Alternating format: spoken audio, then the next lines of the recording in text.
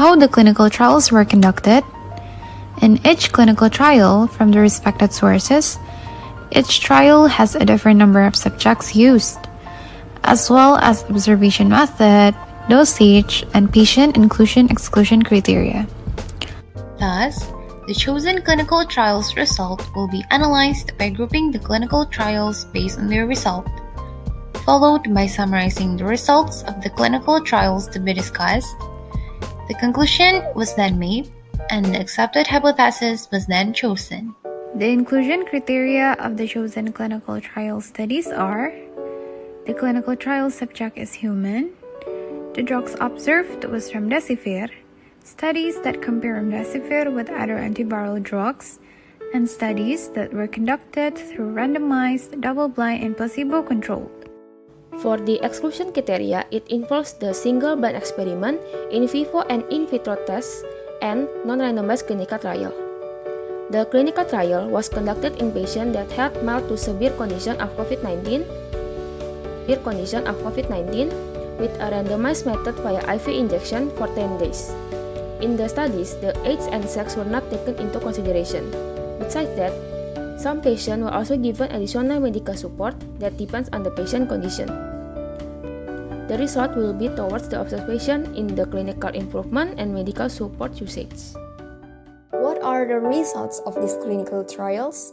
There are several clinical trials that have been conducted for remdesivir.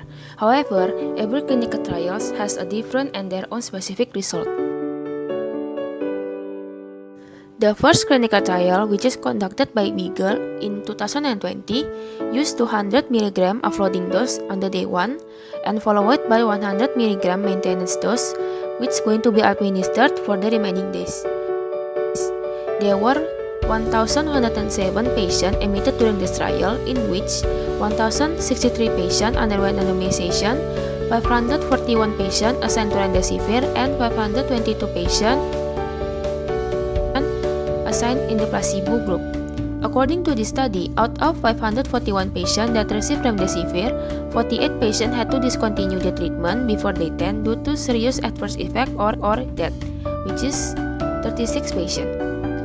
While out of 522 patients that received placebo, there were a total 53 patients had to discontinue the treatment before day 10 due to adverse effect of the illness and death, or even the patient was found not to be eligible for the trial. During the 29th day, there were a total of 132 patients in the remdesivir group and 169 patients in the placebo group who has not recovered. However, it is shown that 538 patients who received remdesivir had a shorter recovery time, which is 11 days, compared to the placebo, which is 15 days. This may attribute to remdesivir that it has ability to decrease the respiratory tract infection.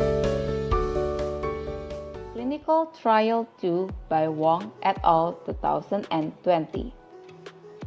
A total of 67 patients were included in this clinical trial.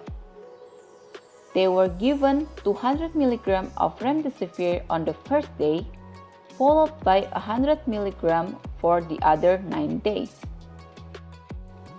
At the baseline stage or before treatment, 8 patients are not analyzed, in which 7 of them has no post-treatment data and 1 has dosing error. 30 patients receive mechanical ventilation, 4 patients receive extracorporeal membrane oxygenation, and 9 patients didn't receive any extra equipment.